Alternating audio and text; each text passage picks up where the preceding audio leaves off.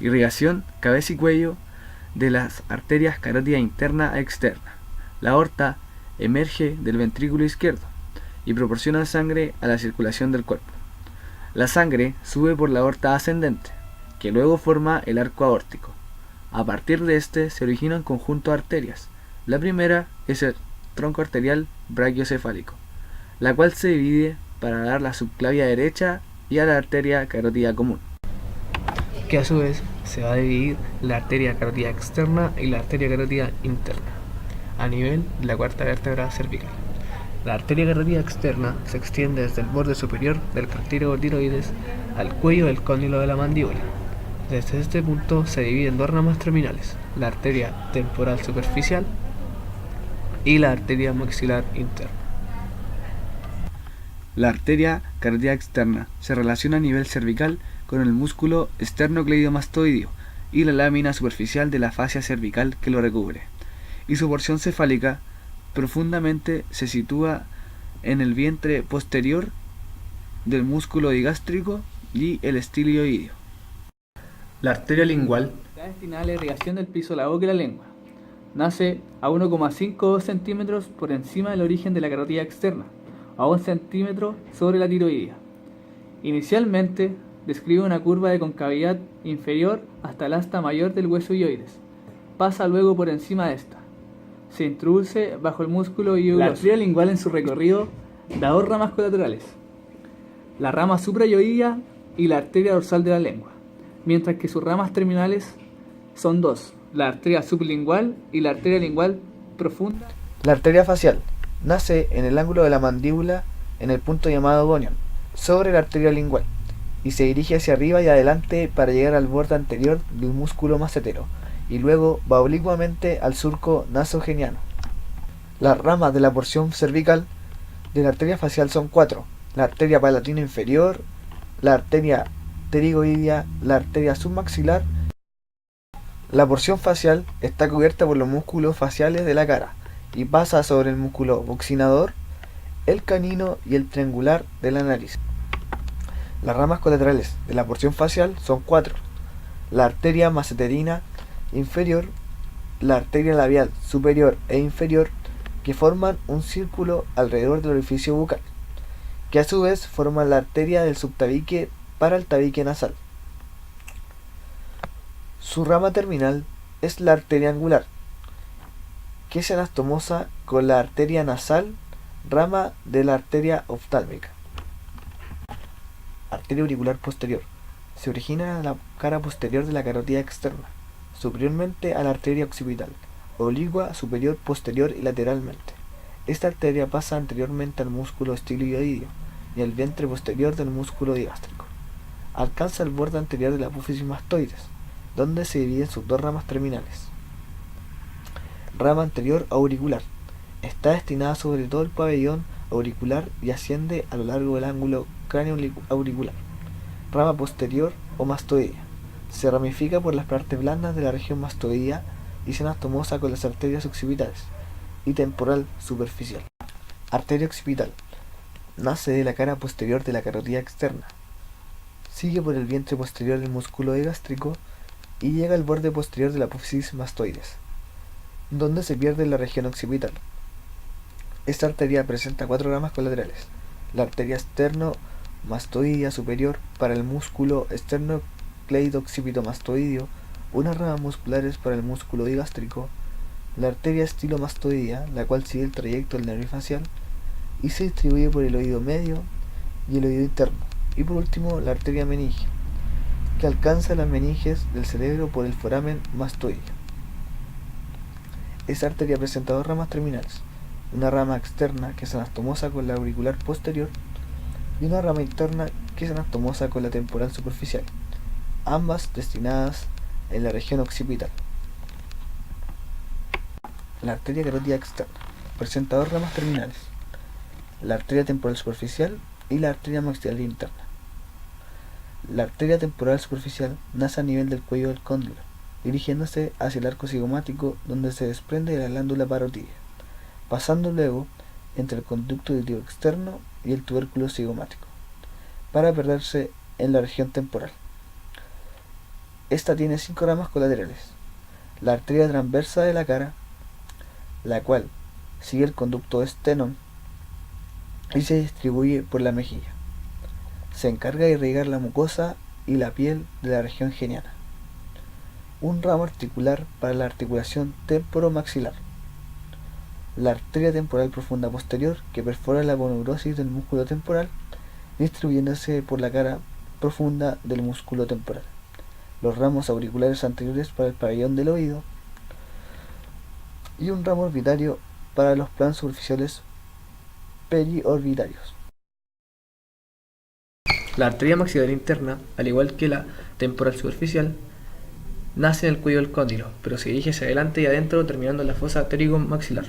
Esta rodea el cuello del cóndilo cruzando el borde inferior del músculo pterigoideo lateral, o bien lo perfora, ubicándose entre este y el músculo temporal en la fosa cigomática, terminando en la parte más elevada de la fosa pterigomaxilar. Esta arteria presenta 14 ramas colaterales, la que se dividen en 4 grupos. Las colaterales ascendentes, que son 5. La arteria timpánica, que atraviesa la cisura de Glaser y va a parar en la cara interna del tímpano. La arteria meningia media, que penetra el cráneo por el agujero espinoso, termina discurriendo por la pared craneal en surcos llamados hoja de higuera. La arteria meningia menor, que penetra el cráneo por el agujero oval y se distribuye por las meninges. Y por último, la arteria temporal profunda media y anterior, que se distribuyen por la cara profunda del músculo temporal. Las descendentes, al igual, son 5. La arteria alveolar inferior desciende penetrando el conducto mandibular y sale por el foramen mentoniano, dando ramas para el músculo pterigoideo medial y el músculo milioideo, como la arteria milioidea, que discurre por el surco del mismo nombre. La arteria alveolar inferior presenta ramas óseas y ramas dentales para todas las raíces de los molares, premolares y premolares inferiores, que salen por el agujero mentoniano e irriga la piel del mentón y la rama incisiva que proporciona rama a las raíces de los caninos y los incisivos. La arteria masseterina para la porción superior del músculo massetero. La arteria bucal para la región donde se ubica el músculo buccinador. La arteria pterigoidea para el músculo pterigoideo medial y accesoriamente para el músculo pterigoideo lateral. Y por último, la arteria palatina superior, que atraviesa el conducto palatino posterior y vasculariza la bóveda palatina. Las dos ramas anteriores, una es la alveolar posterior, que envía ramos que se introducen en los conductos dentarios posterior del maxilar superior y se distribuyen por los dientes y seno maxilar. Y la suborbitaria, que atraviesa la fosa esfenomaxilar, el conducto infraorbitario y se distribuye por la mejilla, dando un ramo orbitario para la parte externa de la órbita y un ramo alveolar anterior para los conductos dentarios anteriores, distribuyéndose por los dientes incisivos y caninos. Las posteriores también son 2. La arteria vidiana, que atraviesa el conducto vidiano y se dirige hasta la parte posterior de la faringe, y la arteria pterigopalatina, que se dirige hacia la parte posterior de la faringe. La rama terminal de esta arteria es la rama esfenopalatina, que atraviesa el agujero esfenopalatino y se distribuye por el tabique nasal en su rama interna, como también para los cornetes, meatos y seno frontal y maxilar en su rama externa. La arteria oftálmica está destinada al globo ocular. Se desprende de la carótida interna a nivel de la apófisis clinoides anterior, penetrando en la órbita por el foramen óptico. Luego se posiciona sobre la pared interna de la órbita, ganando el ángulo interno del ojo, en donde se dividen 2 ramas terminales y 11 colaterales. La arteria lagrimal, que bordea la pared externa de la órbita y se distribuye por la glándula lagrimal. La arteria central de la retina, que se introduce en el nervio óptico y se distribuye por la retina. La arteria supraorbitaria, la cual sigue la pared superior de la órbita atravesando el foramen supraorbitario y distribuyéndose por la región frontal. Las arterias cortas ciliares posteriores, el número de 2 primeros y luego de 6 a 8, que perforan la esclerótida y se distribuyen por las coroides. La arteria muscular, que se distribuye por el músculo recto inferior, recto externo y oblicuo menor, músculo elevador del párpado superior, recto superior y el recto interno. La arteria abdominal posterior, que entra en el conducto orbitario interno posterior Llega a la lámina cribosa del etmoides y da ramas a las meninges y a la pituitaria. La arteria etmoidal anterior, que entra en el conducto orbitario interno anterior y se distribuye por las meninges y la pituitaria. Por último, tenemos a la arteria palpebral superior, que forma un arco de convexidad superior, llegando hasta la comisura externa y distribuyéndose por el párpado superior. Al llegar al ángulo interno del ojo, la arteria oftálmica termina en dos ramas terminales: la arteria frontal, que se dirige en dirección a la frente, y la arteria nasal, que se dirige a la raíz de la nariz, y se anastomosa con la arteria facial. El polígono de Willis da irrigación a las estructuras encefálicas y está formado por la arteria comunicante anterior, la arteria cerebral anterior, la arteria cerebral media, la arteria comunicante posterior, la arteria cerebral posterior, la arteria basilar y la arteria oftálmica. Venas de la cabeza. Están los senos de la obra madre, que son conductos venosos situados en el espesor de la obra madre. Se pueden dividir en senos pares e impares. Dentro de los senos pares se encuentra el seno transverso, que va desde la protuberancia occipital interna al agujero rasgado posterior, presentando dos porciones, una horizontal que llega hasta la base del peñasco y una vertical que corresponde al canal petromastoideo y llega hasta el agujero rasgado posterior, donde se convierte en vena yugular. Seno cavernoso. Está ubicado a cada lado de la silla turca, desde la parte más ancha de la mandíbula esfenoidal al vértice del peñasco. Seno petroso inferior. Continuación del seno cavernoso que llega al agujero rasgado posterior y se desemboca en la vena yugular interna. Seno petroso superior. Se comunica por delante con el seno cavernoso y por detrás con el seno lateral, formando una anastomosis entre los dos senos. Seno marginal. Es un pequeño seno venoso ubicado entre las dos capas de la dura madre, que rodean al foramen magno. Se comunica hacia adelante con el plexo basilar y hacia atrás con el seno occipital. Seno sigmoideo. De trayecto fluoso. Continuación de los senos transversos una vez que dejan la tienda del cerebelo. Seno esfenoparietal. Se inicia en el seno longitudinal superior y desciende por el surco óseo labrado en la parte anterolateral de la bóveda craneana. Continúa por el borde posterior del ala menor del esfenoide terminando en el seno cavernoso. Senos impares. Está el seno occipital, que se extiende por dentro del os del cerebelo hasta la confluencia de los senos. El borde posterior del agujero magno, el extremo inferior, ocasionalmente puede bifurcarse antes de conectarse al seno marginal. Seno longitudinal superior, que va desde la cresta frontal, que es el origen, hasta la protuberancia occipital interna y desemboca en el seno lateral. Seno recto. Ocupa la base del haz del cerebelo. Recibe numerosas venas afluyentes, entre ellas el seno longitudinal inferior, que desemboca en el seno lateral a nivel de la protuberancia occipital. Seno longitudinal inferior.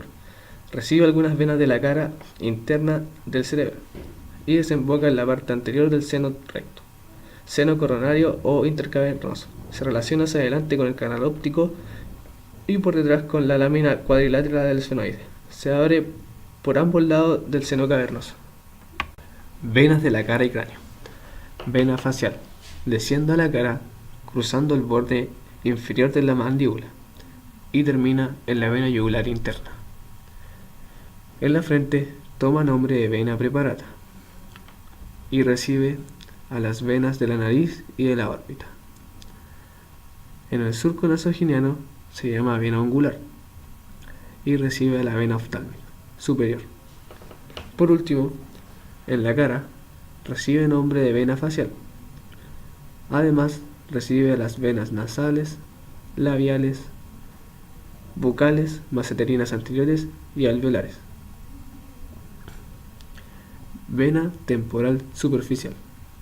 Desciende, como la arteria del mismo nombre, por delante del pabellón de la oreja y se une a la vena maxilar interna para formar la vena yugular externa.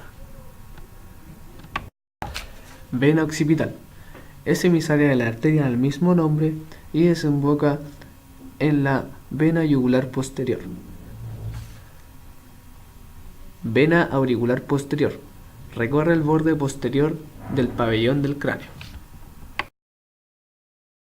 Venas oftálmicas. Son dos. La vena superior nace en el ángulo interno del ojo. Es continuación de la vena angular. Atraviesa la zona más elevada de la hendidura esfenoidal y es atravesada para desembocar en el seno cavernoso. La vena oftálmica inferior nace en la parte anterior del suelo de la órbita y va hacia atrás y arriba a juntarse con la vena oftálmica superior para desembocar con ella en el seno cavernoso. Las dos venas oftálmicas están en amplia comunicación, de una parte con las venas de la cara y por otra parte con el plexo pterigoideo.